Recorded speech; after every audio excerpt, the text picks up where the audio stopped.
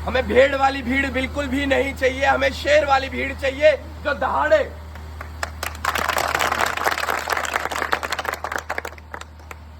हमें वो नारायणी सेना वापस चाहिए, और इस बार नारायणी सेना का नाम होगा अहीर रेजिमेंट।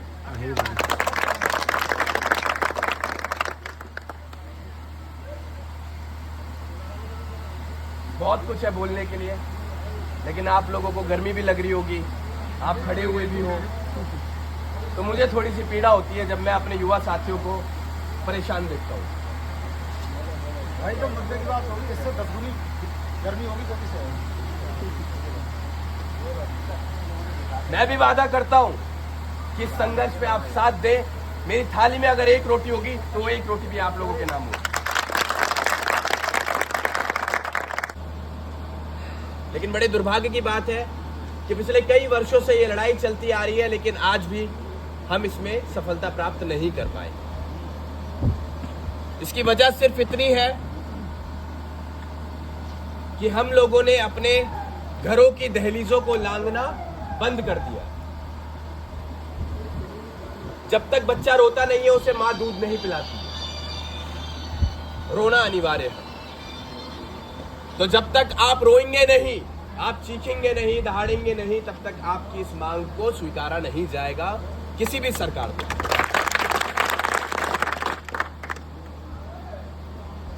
कोई कहता है अन्य प्रदेशों में, क्योंकि हम लोग लगभग हर राज्यों में इस मुहिम को लेकर चल रहे हैं, गांव-गांव घूम रहे हैं, समाज को जगाने का काम कर रहे हैं, तो ये सवाल बहुत बेसिक सा सवाल है जो कि हमारे सामने आता है कि मुलायम सिंह यादव जी जब डिफेंस मिनिस्टर हुआ करते थे उस दौरान अहीर रेजिमेंट का गठन क्यों नहीं हुआ? तो देखिए साहब, सीधी सी बात है, जैसे मैंने कहा कि बच्चा जब रोता है माँ तभी दूध पिलाती है, उससे पहले नहीं पिलाती है। तो ये समाज कभी रोया ही नहीं था, तो जब रोया ही नहीं था तो आपको रेजिमेंट कहाँ से मिलती?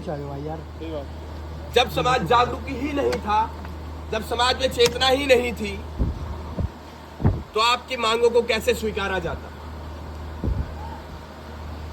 आज की तारीख में पूरे राष्ट्र में इस अहीर रेजिमेंट की मांग जोरों शोरों से उठ रही है,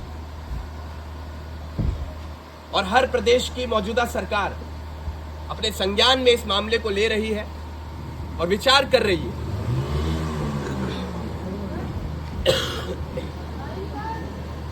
लेकिन अगर 10 मांगे होती हैं तो 10 में से 9 मान ली जाती हैं, लेकिन एक जो मुख्य मांग रहती है अहीर रेजिमेंट की, उस पर विचार नहीं किया जाता। मैं आप लोगों को बता देना चाहता हूं कि लोकतंत्र में आप संख्या बल के आधार पर कुछ भी करवा सकते हैं, बशर्ते है कि आपको संगठित रहना पड़ेगा, एक छत के नीचे रहना पड़ेगा। आज ये समाज जो बताया जाता है कि कृष्ण के युग में कभी इसकी नारायणी सेना हुआ करती थी, वो ताकतवर सेना, उनके वंश आप हो, और आज आप वंचित हैं अपने समाज की एक छोटी सी मांग के।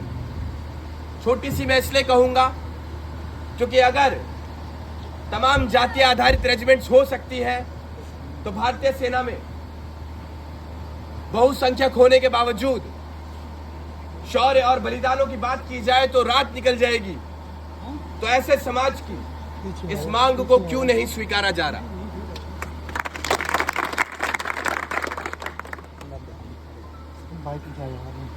लोग कहते हैं कि अहीर रेजिमेंट अगर बनेगी तो इसमें आपका क्या लाभ है, हमारा क्या लाभ है? तो मैं आपको बता देना चाहता हूं, किसी व्यक्ति के लिए मान सम्मान स्वाभिमान से बड़ी कोई चीज नहीं होती। अगर किसी के लिए मान सम्मान स्वाभिमान से बड़ा कुछ है तो मेरी नजरों में उसका जीवन एक कुत्ते के समान है, क्योंकि 2 वक्त की रोटी कुत्ते को भी मिल जाती है। इंसान मांगता है इज्जत की रोटी, और इज्जत की रोटी खाने के लिए उसे कमाना पड़ता है, और कमाने के लिए घर की दहलीजों को लांघना पड़ता है।